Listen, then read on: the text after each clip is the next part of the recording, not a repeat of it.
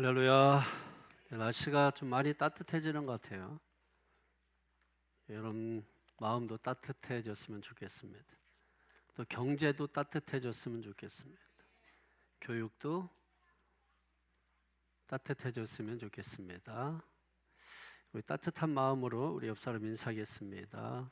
당신을 따뜻하게 사랑하려고 애쓰고 있습니다. 인사하시기 바랍니다.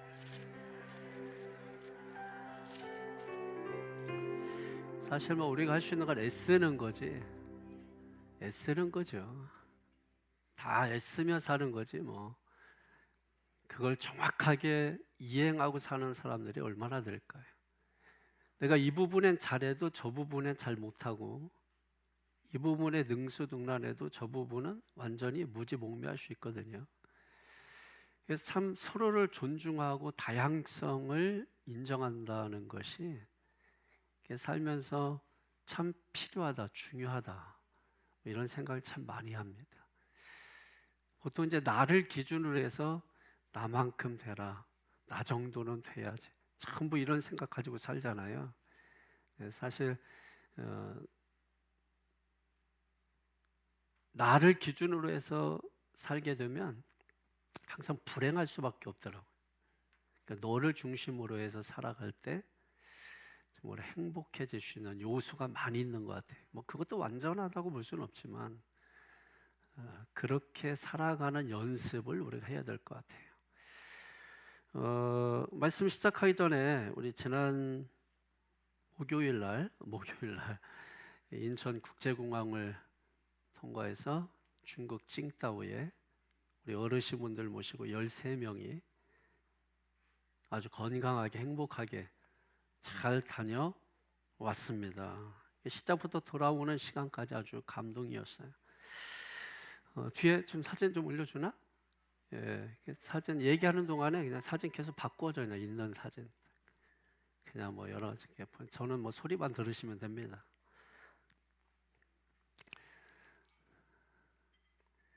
돌아오는 시간까지 뭐 버릴 게 없는 여행이었어요. 날씨는 좀 많이 쌀쌀하더라고. 야, 칼추위, 칼바람, 칼추위. 이게 매섭더라고요. 근데 거기에 또 익숙한 사람들은 그렇게 추운데도 추운 데서 음식도 먹고 추운 데서 핸드폰도 하고 추운 데서 막 대화도. 저 인어공주, 실제로 인어공주. 예, 곡을 낀 인어공주. 아주 화려한 곳입니다. 여기서 공연을 한 네 개를 봤어요. 불쇼입니다. 불쇼도 보고. 호텔입니다. 우리가 머물렀던 호텔은 5성급 쉐라톤 호텔입니다. 힐튼 호텔보다 좀 더 나은 호텔입니다.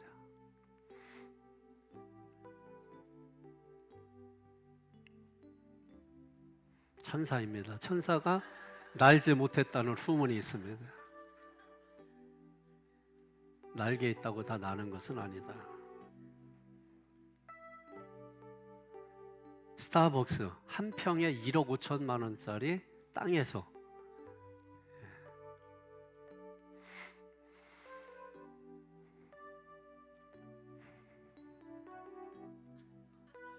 노춘우 권사님입니다.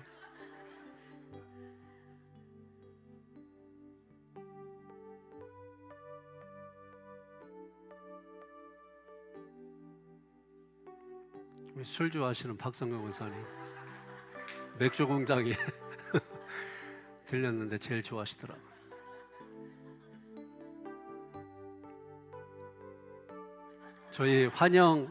저희가 귀국할 때 2박 3일의 여정을 마치고 돌아왔을 때 공항에서 피켓 들고 시위를 하셨어요.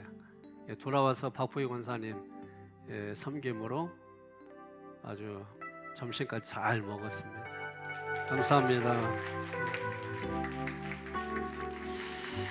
이렇게 저렇게 여행을 하고 그리고 마지막 날 밤에 한 방에 모여서 여행이 어땠는지 이렇게 간증을 하는 시간들을 가졌습니다.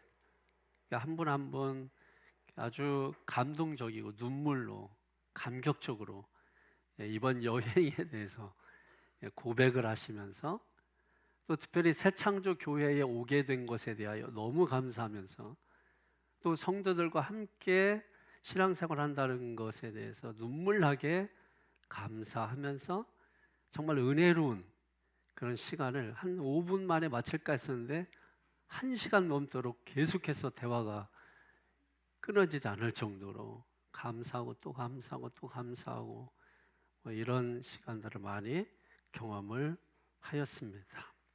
공항에 돌아왔을 때는 또 피켓 들고 저희를 환영해 주셔서 깜짝 놀랐어요. 그리고 특별히 또 우리 이정자 권사님, 또 박산학 권사님, 이민순 권사님, 박정원 권사님 네 분이 본인들 차를 가지고 공항까지 직접 오셔서 자기들의 승용차로 직접 운전하면서 또 간식까지 준비해서 안전하게 또 이곳까지 또 올 수 있도록 또 픽업해 주신 또 성도님들 너무너무 감사하고, 그러니까 처음부터 마지막까지 감동이었다는 말이 전혀 틀린 말이 아닙니다. 그래서 이번 여행을 한마디로 제가 이렇게 요약을 해봤습니다. 원래 그 관광을 하려고 했는데 여행이 되었다. 제가 내린 결론이에요. 그럼 관광은 뭐고 여행이 뭐냐? 찾아봤어요. 그래서 관광은 영어 단어로 좀 다릅니다. 투어라고 하죠. 투어. 그 다음에 여행은 트러블. 그러니까 영어 자체도 다르죠. 관광 한글도 다르고 또 여행 다르고. 그럼 관광은 뭐고 여행은 뭐냐? 그러니까 주체와 객체가 어디에 있느냐에 따라서 관광이 되고 여행이 되더라고요. 이렇게 살펴보니까. 예를 들면 여행사가 마련해 준 호텔, 음식, 가이드, 뭐 관광지 이런 것들을 통해서 즐거워하면 그건 관광이고, 그런 것과 상관없이 자기 스스로가 좋아서 즐기는 것을 여행이라고 하더라고요. 그러니까 투어라고 하는 것은 돌아다니다 또는 주위를 돌다 이런 뜻을 가지고 있는데, 그 여행이라고 하는 이 트러블은 여러분 고통, 고난, 어려움 그 어원에서 이 트러블이라고 하는 이 여행 단어가 나온 것입니다. 그러니까 어떤 뭐 관광지가 어떠냐, 또 아니면 뭐 음식이 어떠냐, 또 가이드가 어떠냐, 고스버스가 어떠냐. 고스버스도 최상 나온 지 3개월 된 버스, 인원이 13명인데 33인승 버스. 그 널널하게, 그 가이드도 이렇게 최상의 여행, 최상의 날씨 그러면서 우리 보고 뭐 인복, 뭐 날씨복, 하여튼 천복 이걸 타고 났대. 굉장히 이제 앞뒤로 아마 날씨가 그렇게 좋지 않았던 것 같아요. 하여튼 그렇게 말할 정도로 아주 격려를 많이 해줬습니다. 그래서 결국은 성도님들이 이렇게 보니까 막 즐거워하시더라고. 즐거워하시고 다른 거로 즐거워하는 게 아니라 간증할 때 되면은 함께 한 것으로 인해서 즐거워하시는 거예요. 그래서 저는 이제 맨 뒤에서 이제 뭐 있는 듯 없는 듯 그냥 성도님들 가는 그 뒷모습만 계속 이제 뒤에서 이렇게 혹여나 처지는 분은 없는지 뭐 이렇게 해서 뒤에서 이렇게 바라봤거든요. 그래서 제가 두 가지를 깨달았어요. 이 여행이라고 하는 이 그림 속에서 어떤 느림의 미학, 그 다음에 중고 인생의 고귀하고 아름다움. 결국 중고 인생이죠. 느림의 미학, 그 속에서 또 어떤 다양성에 대한 소중함. 아, 다양하구나. 서로 힘들고 어렵고 그 연세도 있고 걷기도 불편하실 텐데 또 지팡이도 드시고, 그런데도 불구하고 누군가는 옆에서 계셔요. 도와주고 붙들어주고 손 붙잡고, 그 뒤에서 바라보는 그 모습이, 그 여행이 뭐 빨리빨리 하고 막 하잖아요. 저희는 그런 거 없었어요. 그럼 스타벅스에 가서 그냥 차 마시고, 가이드는 선택권이 없어. 우리가 가자면 가고 그냥 멈추면 멈추고 집에 들어가자 그러면 그냥 집에 들어가 버리고 그냥 느리게 걸음도 빨리빨리가 없어요. 그냥 오시면 오시는 거야. 우리 황부당 권사님이 오셔야 다 가는 거예요. 뭐 천천히 오시는데 뭐 기다려야지. 그런데도 잘 걸으세요. 잘 걸으시고 아프신 분 하나도 없고. 그래서 우리가 거기서 만든 명언이 하나 있어요. 여행은 가슴이 떨릴 때 해야지 다리가 떨릴 때 하면 안 된다. 가슴이 떨릴 때 여행을 해야 되는데 다리가 떨릴 때 여행을 하니까 좀 그런데 또 하나 거기서 깨달은 거, 다리가 떨릴 때 하는 여행도 참 아름답더라.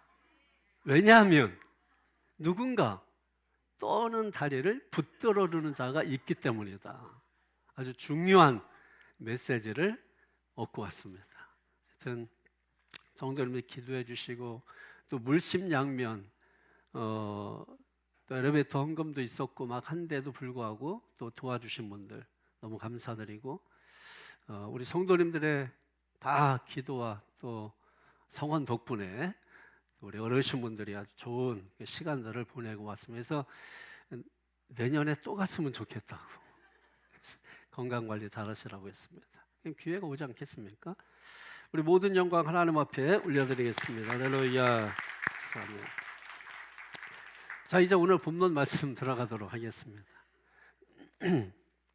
여행 얘기했더니 아주 여행 이 먹거리 뭐 이런 게 캐주얼한 먹거리도 막 너무 좋았어요. 여러분 호텔에서 5성급 되는 호텔에서 삼겹살 드셔보셨어요? 드셔보지 않았으면 말씀하지 마세요. 말 안 하고 말씀 시작하겠습니다. 자, 오늘 본문 예수님께서 죽은 나사로를 살리는 이야기를 담고 있죠. 자, 15절 한번 보실까요? 15절에 시작. 네가 거기 있지 아니한 것을 너희를 위하여 기뻐하노니 이는 너희로 믿게 하려 함이라. 그러나 그에게로 가자 하시니 아멘. 자, 오늘 이 본문의 핵심 사건, 오늘 본문이 주는 어떤 목적, 죽은 나사로를 살리신 사건을 통해서 우리가 알기를 원하고 깨닫기 원하고 얻기를 원하는 이 본문의 어떤 목적, 한마디로 말해서 이는 너희로 믿게 하려 함이라. 거기 언더라인을 크게 해놓으십시오. 아주 진하게 빨갛게.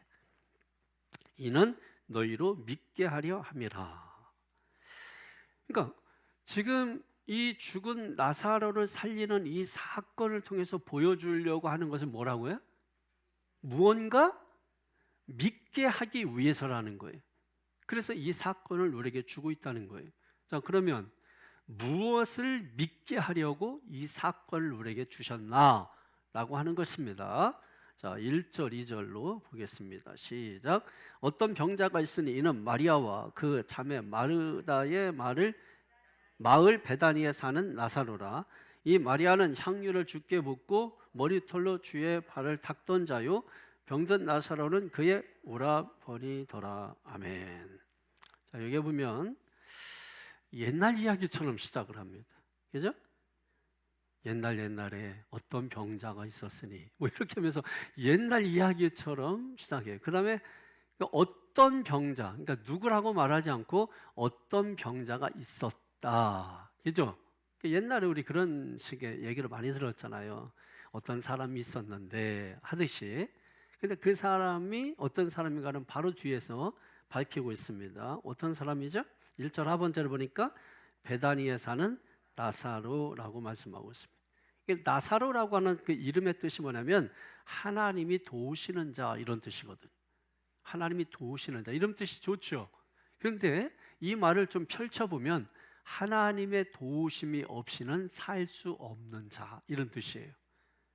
그러면 그 삶이 좀 약간 좀 비극적이고 좀 비참한 그런 삶일 수 있는 거죠. 왜? 하나님이 돕지 않으면 살 수 없는 비참한 처지에 있는 그런 사람이라고 하는 거죠. 그러니까 이름이 갖는 의미, 그게 나사로의 현 주소예요. 아, 나사로가 그렇게 도움이 없이는 살 수 없는 그런 삶을 사는 사람이었구나라는 거예요. 그게 이제 더욱더 그가 사는 곳이 어딘가를 살펴보면 아주 분명하게 드러납니다. 그가 사는 곳이 어디죠? 베단이라는 곳이 베단이. 이 베단이라고 하는 이름의 뜻은 뭐냐면 슬픔의 집, 비참한 사람들의 집이라는 뜻입니다. 그러니까 나사로가 하나님의 도우심이 없이는 살 수 없는 사람이면서 동시에 그가 살고 있는 곳이 어디예요? 베다니, 슬픔의 집, 비참한 사람들이 사는 집이라고 하는 것입니다. 사실 이 베단이라고 하는 이곳은 예루살렘에서 직선거리로 한 4km 정도 떨어진 곳에 위치하고 있습니다. 그러니까 예루살렘은 성이죠. 근데 성 밖에서 사는 사람들, 여러분 인서울 하고 싶잖아요. 또 인서울 하더라도 여러분 강남 한복판에서 살았으면 좋겠죠. 그런데 마찬가지 아닙니까? 그러니까 성 안에 살고 싶지 누가 성 밖에 살고 싶겠어요? 그러면 성 안에 살고 싶지만 들어갈 수 없는 이유가 뭐겠어요? 첫 번째로는 경제적인 이유 때문이겠죠. 경제적으로 힘이 드니까 거기에 가고 싶어도 거기서 살고 싶어도 살 수 없는 겁니다. 우리도 마찬가지죠. 그리고 중요한 것은 이 베단이라고 하는 곳에 대해서 여러 학자들이 말하기를 이곳은 병든 사람들이 모여서 사는 곳. 그래서 베단이 슬픔의 집, 비참한 자들의 집이라고 하는 뜻을 가지고 있다라고 하는 것입니다. 그러니까 이 나사로는 바로 이와 같은 형편과 상황 가운데 처해 있었던 것입니다. 그런데 놀라운 것은 여러분 성경을 이렇게 보다 보면은 예수님께서 사역을 하시다가 좀 쉬시고 안식을 하셔야 될 때는 반드시 어디에 가셨냐면 베다니에 가셨어요. 베다니에 가셔서 예수님께서 쉬시고 거기에 머무르셨단 말이에요. 다시 말해서 예수님께서는 자신을 대접하는 권력의 중심이 있는 예루살렘보다도 슬픔과 고통과 아픔이 있는 그곳에 머무르셨다라고 하는 것이죠. 그러니까 오늘 예수님께서 저와 여러분 가운데 찾아오시고 머물기를 원하신다라는 사실을 여러분 우리가 깨달으셔야 합니다. 반드시 성공하고 뭐 대단한 존재가 돼야 되고 뭐 엄청난 일을 하는 사람에게 주님이 가셔서 대접받고자 하는 것이 아니라 주님은 뭐예요? 오히려 사람들에게 버려지고 또 소외되고, 예를 들면은 그 당시에 사람들이 갖는 인식의 틀이 있었는데 그게 뭐냐면 병은 하나님의 저주를 통해서 온다는 인식이 가득 찼던 시대예요. 그럼에도 불구하고 예수님은 바로 그런 곳에 가셔서 거기 있는 사람들과 더불어 안식하시고 쉬셨다라고 하는 것입니다. 자, 그리고 나사로에 대해서 더 설명을 해주고 있는데 그에게는 마리아와 마르다라는 두 누이가 있었다라고 하는 것이죠. 그 중에 마리아는 어떤 인물입니까? 예수님의 발에 향유 옥합을 쏟아 부어서 머리끝에서 발끝까지 기름이 흘러내립니다. 그 기름이 흘러내렸을 때 자신의 머리털을 풀어서 예수님의 발에 기름을 닦아주는 그런 여인이었죠. 보통 이제 우리가 이 마리아 그러면 좀 부정적 이미지가 있어요. 막달라 마리아, 또 뭐 몸을 파는 여자, 뭐 이래서 이제 그런 이미지를 가지고 있는데 요한은 전혀 그런 이미지를 오늘 성경에 나타내지 않습니다. 오직 예수님에게 헌신하는 그 여인의 모습으로 나타나고 있습니다. 그리고 그 자매인 마르다도 마찬가지. 마르다도 예수님이 자신의 집에 오셨을 때 예수님을 대접하기 위해서 열심히 음식을 준비하고 봉사하는, 일하는 열정적인 그런 여성이었음을 성경은 보여주고 있습니다. 그리고 5절을 한번 보시면 또 이렇게 말씀하고 있어요. 시작. 예수께서 본래 마르다와 그 동생과 나사로를 사랑하시더니 아멘. 예수님은 나사로 가족을 사랑하셨다는 거예요. 그런데 어떻게 사랑하셨냐면 사랑하시더니 이렇게 말씀하죠. 이거는 미완료로 끝나고 있어요. 미완료. 그러니까 이것은 뭐냐면 지속적인 사랑을 의미하는 거예요. 한 번 사랑하고 멈춘 것이 아니라 그 사랑은 지금도 계속해서 사랑하신다는 것입니다. 그러니까 이 집안과 나사로의 집안과 예수님과 어떤 특별한 관계가 있다라고 하는 것을 알 수 있죠. 그리고 특별히 11절에 보면 이런 말씀도 있습니다. 11절에 시작. 이 말씀을 하신 후에 또 이르시되 우리 친구 나사로가 잠들었도다. 그러나 내가 깨우러 가노라. 아멘. 자, 지금 예수님은 나사로를 뭐라고 부르고 있죠? 친구라고 부르고. 여러분, 아무나 우리가 친구라고 말하나요? 사장님입니다, 부장님입니다, 아니면 이웃집 사는 사람입니다, 뭐 아는 사람입니다, 뭐 이렇게 얘기하지만 친구라고 소개하는 것은 아무나 친구로 소개하지 않죠. 그러면 성경에 보면은 아브라함을 하나님의 친구라고 했죠. 그러니까 친구라고 하는 의미가 무엇입니까? 마음 깊이 알고 속마음을 터놓을 수 있는 그런 관계를 친구라고 말하지 않습니까? 그러니까 하나님과 아브라함은 서로의 속마음을 알고 그 속에 있는 것을 터놓고 얘기할 수 있는 관계였다는. 마찬가지로 나사로도 예수님과 그 속마음을 알고 속에 있는 것을 다 토해놓고 서로 이야기할 수 있는 그런 아주 가까운 그런 관계였다라고 하는 것을 오늘 성경은 보여주고 있는 겁니다. 자, 그런데 오늘 성경을 이제 본격적으로 이야기가 시작되는 것입니다. 이런 예수님과 아주 지속적 사랑 관계, 특별한 관계를 맺고 있었던 이 나사로에게 문제가 생겼다는 거예요. 그에게 심각한 병이 있었습니다. 3절을 보십시오. 시작. 이에 그 누이들이 예수께 사람을 보내 이르되 주여 보시옵소서 사랑하시는 자가 병들었나이다 하니 아멘. 자, 사랑하는 자 누구입니까? 누구예요? 나사로죠. 나사로가 지금 병들어 죽게 되었다는 것입니다. 그래서 나사로의 누이들이 급한 마음으로 예수님께 사람을 보낸 겁니다. 예수님이 사랑하는 자가 지금 죽게 되었습니다. 자, 그러면 여러분 어떻게 해야 됩니까? 하던 모든 일을 멈추고, 아니 뭐라고? 나사로가 지금 죽게 되었다고 하고 그리고 달려가야 정상 아닙니까? 근데 예수님은 어떻게 하고 계십니까? 6절을 보십시오. 시작. 나사로가 병들었다함을 들으시고 그 계시던 곳에 이틀을 더 유하시고. 아니, 사랑하시는 자가 병들었는데 빨리 가는 것도 하지 않고 오히려 뭐예요? 거기에 이틀을 더 유하셨다, 지체하셨다.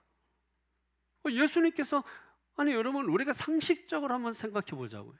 사랑한다고 말해놓고 사랑하는 자가 병들어 죽게 되었으면 달려가야 되는데 예수님께서 바로 달려가지 아니하시고, 그리고 그렇지 못하다 할지라도 좀 후에도 갈 수 있는데 아예 이틀을 더 지체하셨다.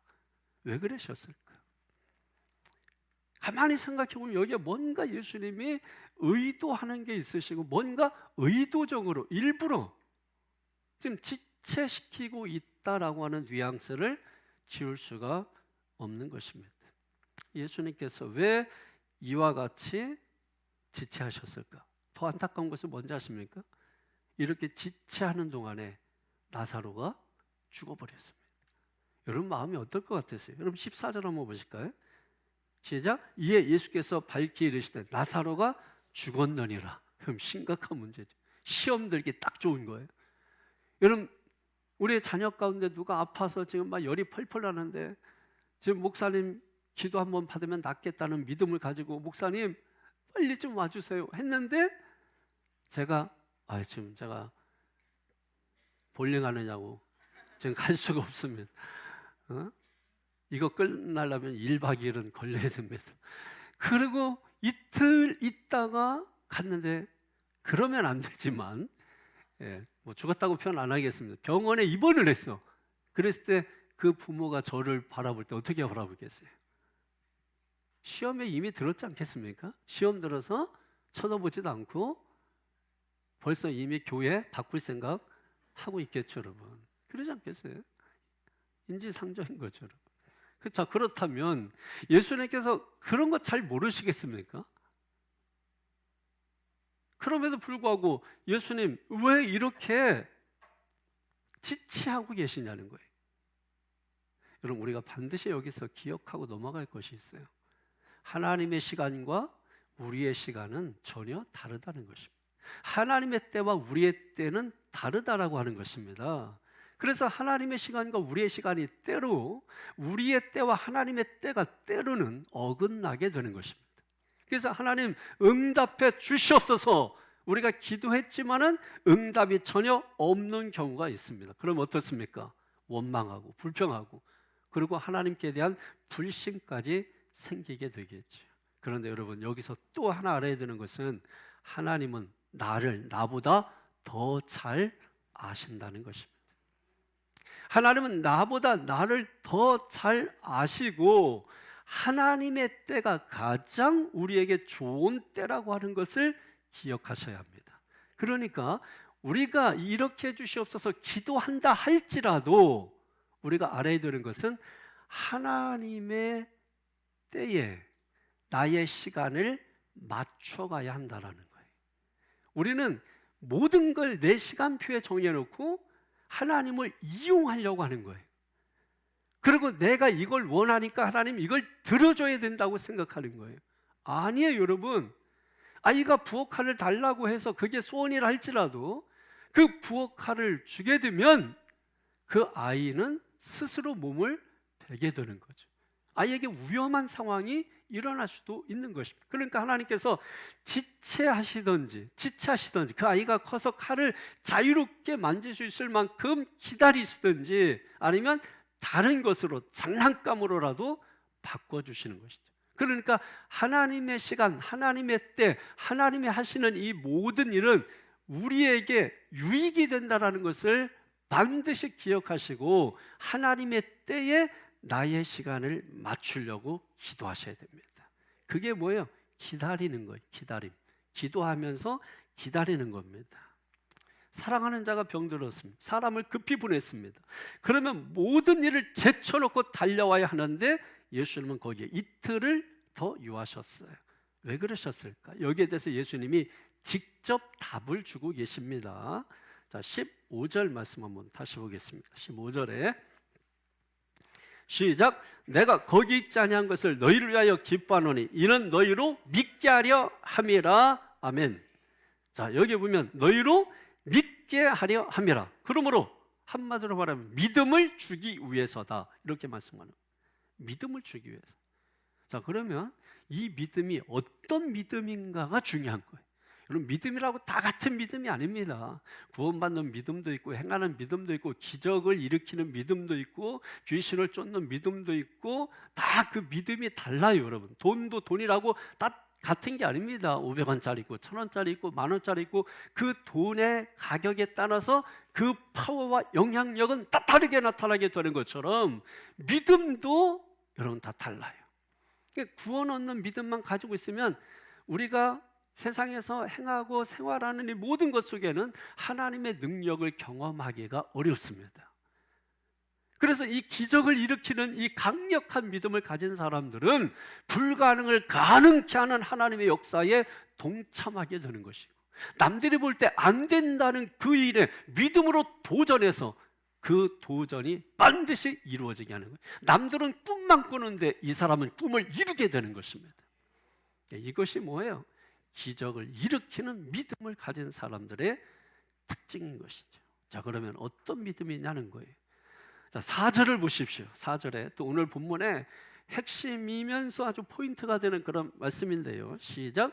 예수께서 들으시고 이르시되 이 병은 죽을 병이 아니라 하나님의 영광을 위함이요 하나님의 아들이 이로 말미암아 영광을 받게 하려 함이라 하시더라. 아멘. 자, 이 병은 죽을 병이 아니라 하나님의 영광을 위한 병이다, 이렇게 말씀하고 있습니다. 자, 이 말씀이 어디서 많이 듣던 말씀 같지 않아요? 이미 우리는 앞서 9장의 말씀을 들었습니다. 9장에 어떤 내용이 있었죠? 날 때부터 눈먼 자를 고치시는 모습이 있었죠. 그러면서 그때 주님께서 하셨던 말씀이 뭡니까? 이 사람은 죄 때문이 아니라, 자신의 죄나 부모의 죄 때문이 아니라 하나님의 하시는 일을 나타내기 위한 것이라고 말씀했습니다. 그래서 하나님이 하시는 일을 누가 직접 보여주셨죠? 예수님이 신뢰한 못에 가서 눈뜨게 하는 이 사건을 통해서 보여주셨죠. 그러므로 하나님의 하시는 일은 뭐예요? 눈을 뜨게 하는 그 일이죠. 왜 눈을 뜨게 합니까? 눈 떴다고 여러분 다 보는 게 아니죠. 눈 뜬 장님이라는 게 있잖아요. 왜? 자기가 보고 싶은 것만 보는 겁니다. 남이 보여줘도 보지 않습니다. 남이 들려줘도 듣지 않습니다. 그래서 자기 자신의 그 아집의 항아리, 고집의 항아리, 자기 주장의 항아리, 그것을 깨부셔야 한다고 했죠. 그걸 깨트릴 때 다시 보게 되는 역사가 있게 된다고 말씀하고 있습니다. 자, 오늘 본문에서는 뭐라고 말씀하십니까? 이건 죽을 병이 아니라 하나님의 영광을 위한 병이다. 그러면 하나님의 영광이 무엇입니까? 오늘 본문대로라면 하나님의 영광은 뭐예요? 죽은 자를 살리는 것입니다. 죽은 자? 누가 죽은 자일까요?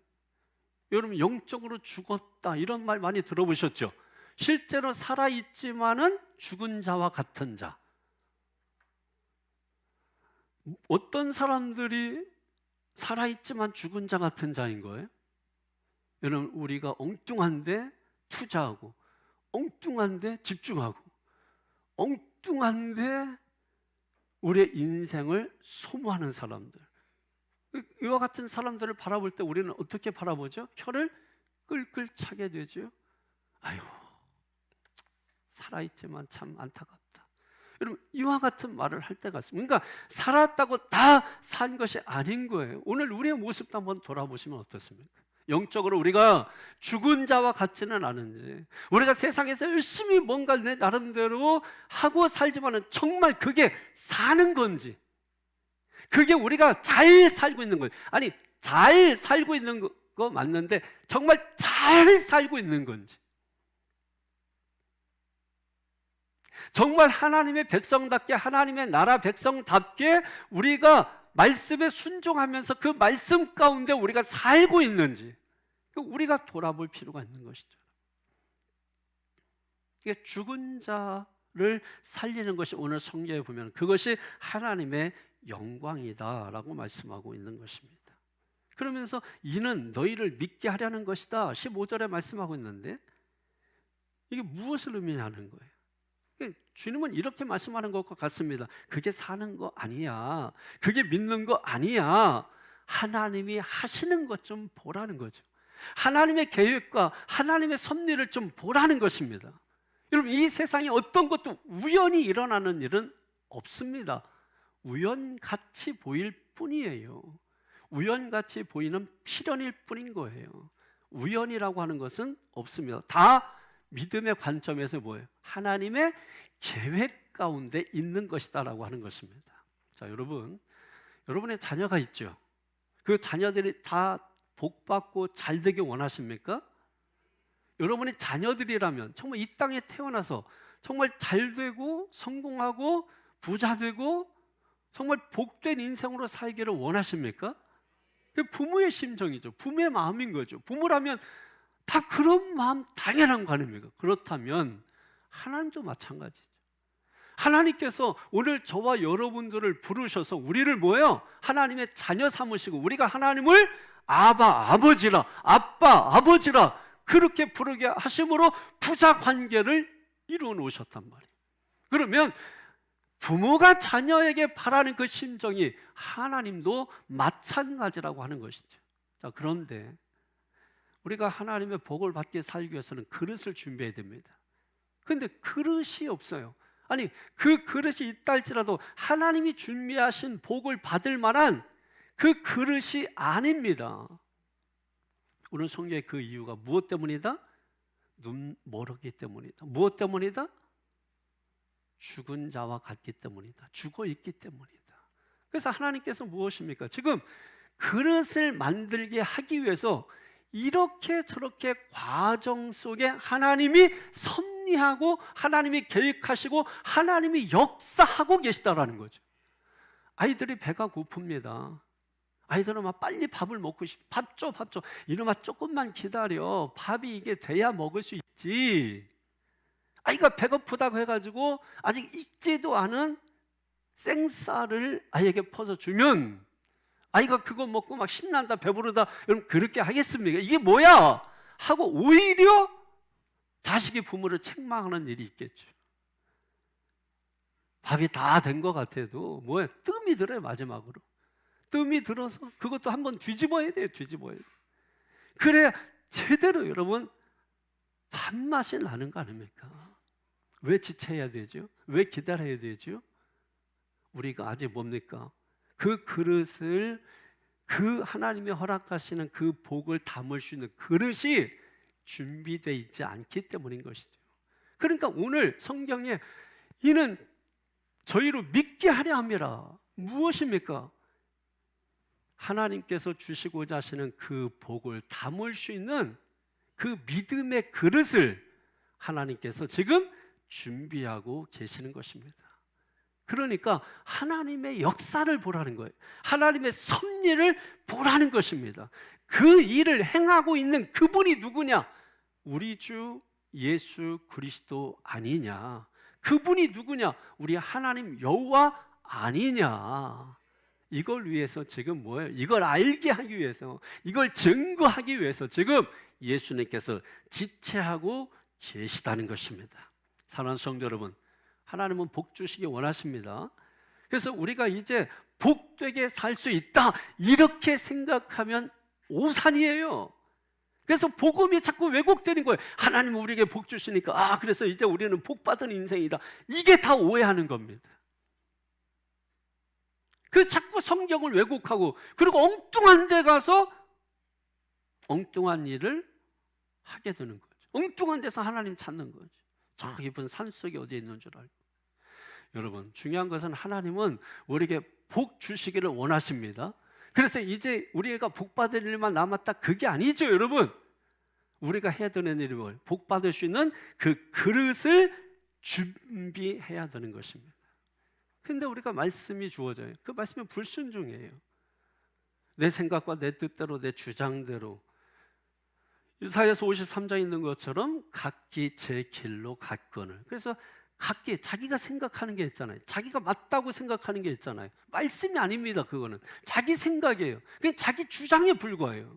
우리는 자기 생각과 자기 주장대로 사는 사람이 아니고 자기 생각과 자기 주장을 아프지만 힘들지만 내려놓고 하나님의 말씀에 내가 순종할 수 없으니까 믿음으로 순종하기 위해서 이 믿음이 필요한 것이거든요.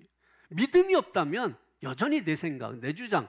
그러니까 하는 말이면 내 생각에는 이렇게 해야 되는 거 아닙니까? 내 생각에는. 여러분, 내 생각이 중요한 게 아니라니까요. 그 내 생각 때문에 나만 장군이 망할 뻔하지 않았습니까? 그냥 순종하라고요.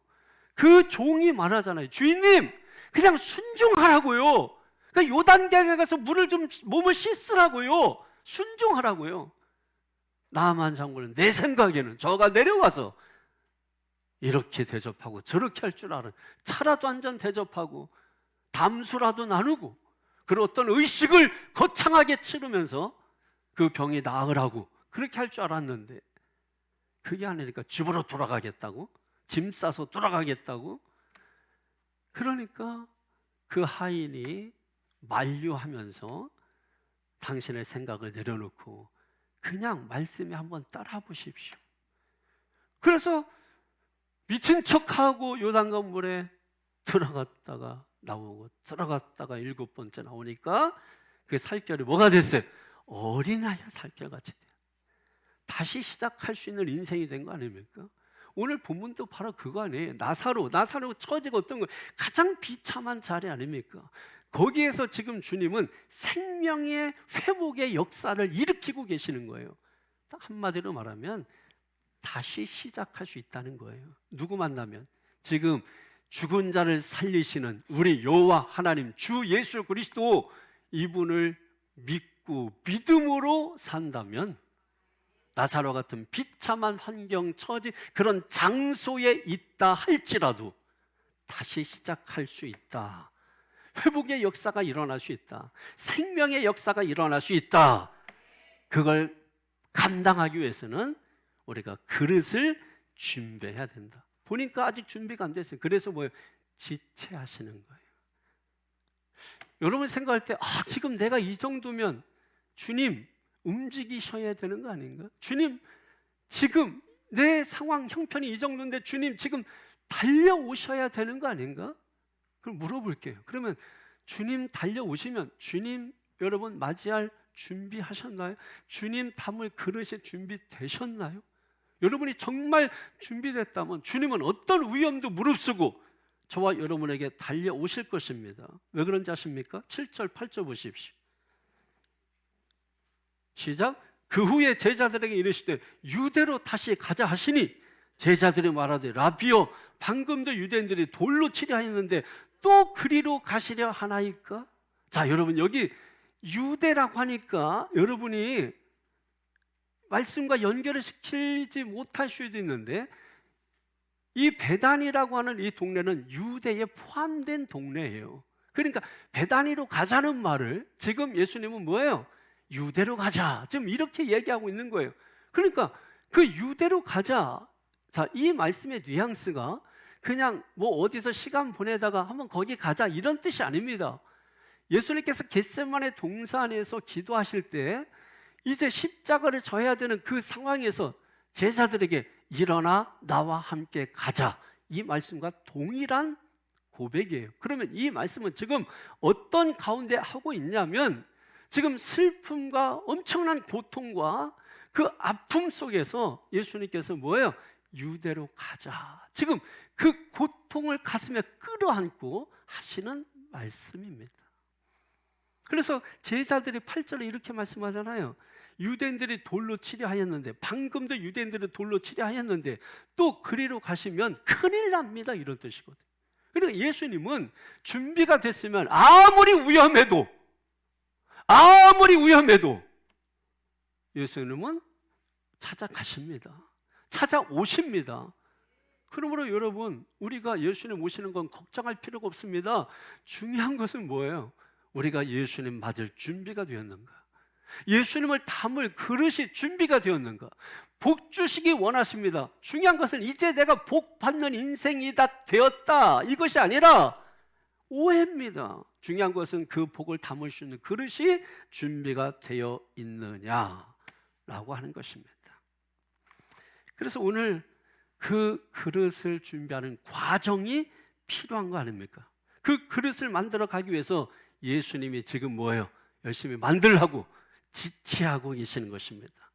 우리가 노심초사해서 되는 게 아니에요. 어떤 일을 막 우리가 노심초사하고 막 내 나름대로 막 바쁘게 하고 막 성가시게 하고 그렇게 해서 일이 되는 게 아니에요. 우리가 해야 되는 일은 뭐예요? 오늘 보여주는 거예요. 죽은 자를 살리신 그분을 믿으라는 겁니다. 그게 우리가 하는 일이에요. 예수님을 믿는 게 우리가 하는 일이에요.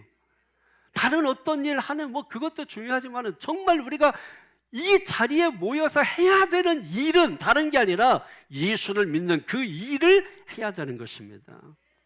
그게 우리가 해야 되는 일이에요. 그렇게 할 때 예수님께서 준비하신 그 복을 그 그릇만큼 한없이 우리에게 부어주시는 줄로 믿습니다. 자, 무엇이 하나님의 영광이죠? 이 병은 죽을 병이 아니라 하나님의 영광을 위한 것이다 그랬는데, 우리도 입만 열면 하나님 영광을 위해서라고 말하잖아요. 여러 가지로 해석이 가능하겠습니다만 오늘 본문의 배경 속에서 하나님의 영광은 무엇일까? 자, 여러분, 자식이 잘 되면 그게 부모의 영광 아니겠습니까? 그렇다면 하나님도 마찬가지죠. 지금 바로 그 영광을 말하는 거예요. 부모는 그 자식이 잘 되기 위해서 뭐예요? 모든 걸 희생하죠. 아이들 졸업하고 입학하고 선물 이렇게 했지만 이건 사실 부모가 받아야 되는 거 아닙니까?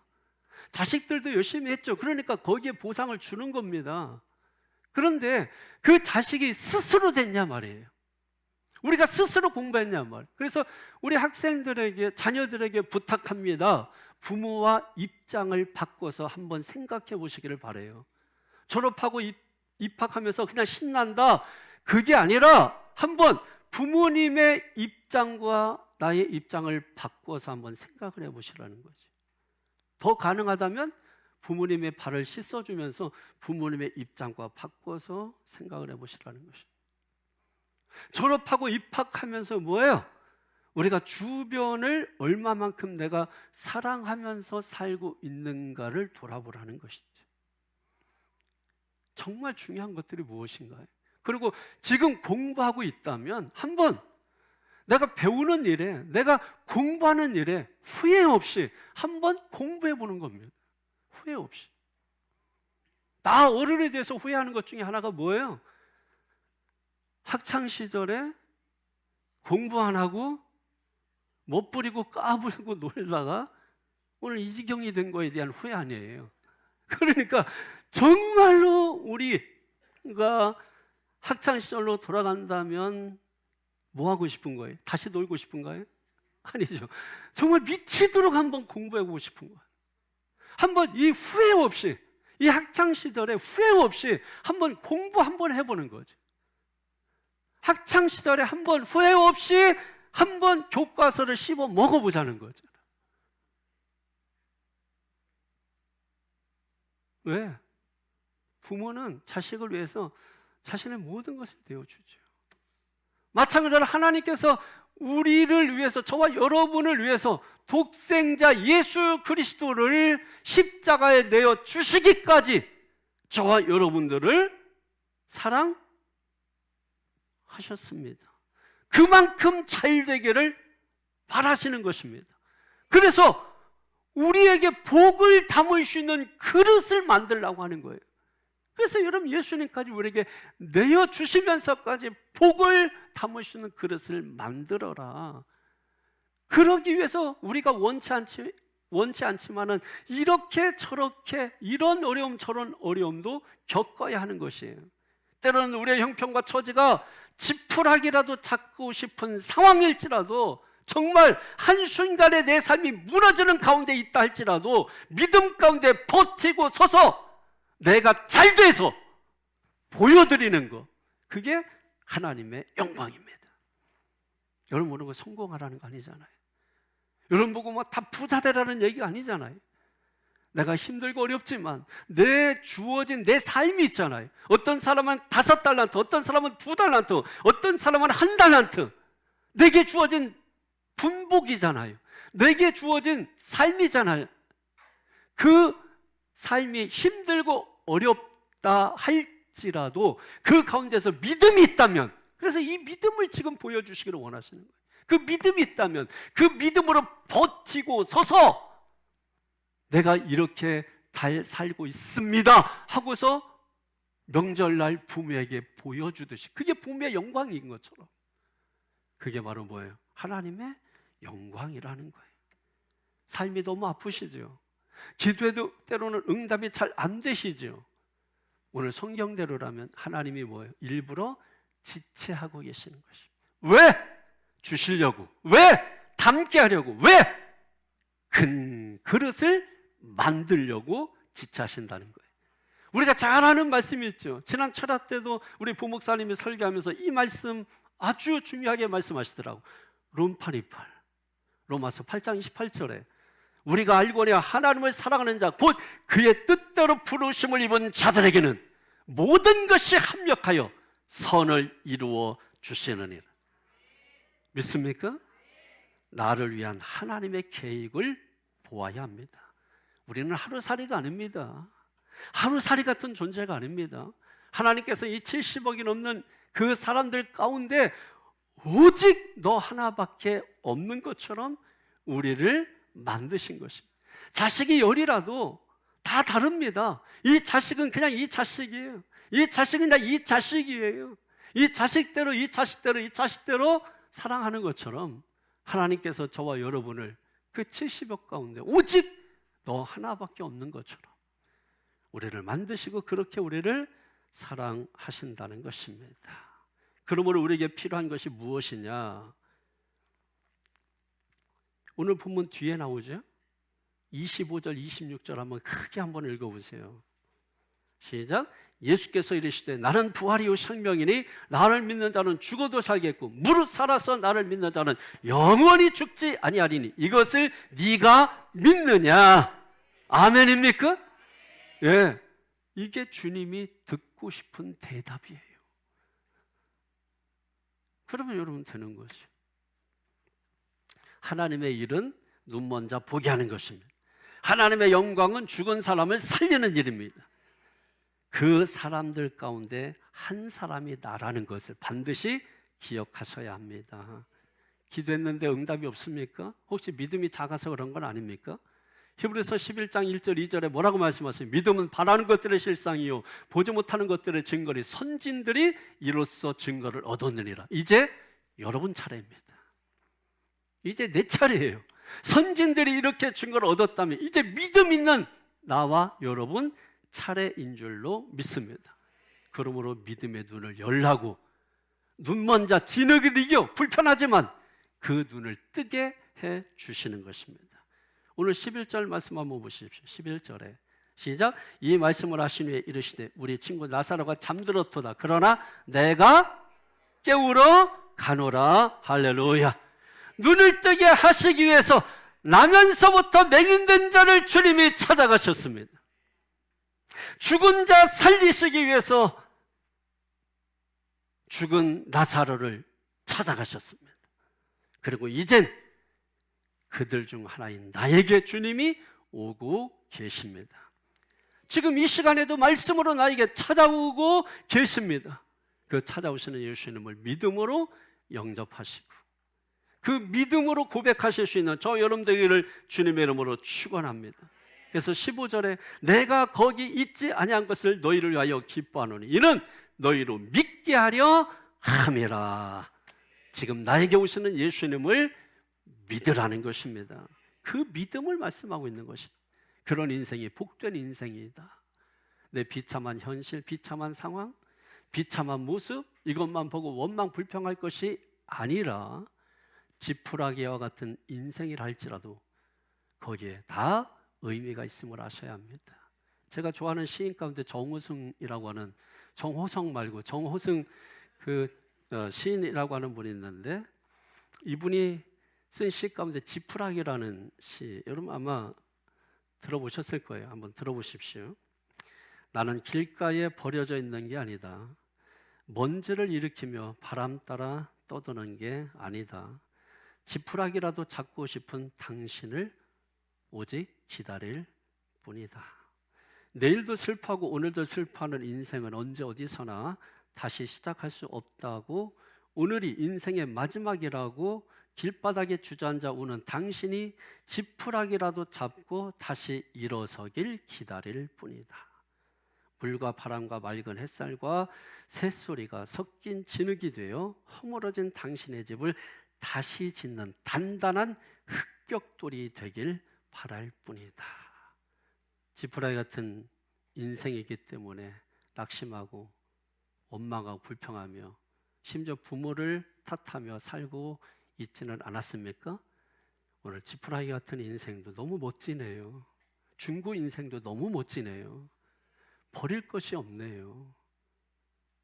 중고를 우리가 가치 없게 여겨서 그러지 사는 자의 마음에 있는 거거든요.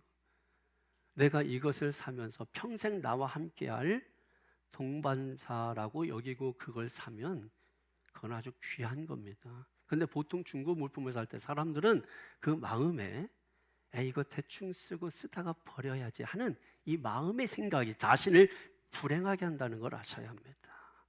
그러므로 중고 물품이라도 사고자 할 때 마음에 다시 한번 생각을 해보십시오. 그냥 몇 번 쓰다 버릴 거 하고 하찮은 것으로 여기면 그 물건을 쓰는 자기 자신이 하찮아집니다.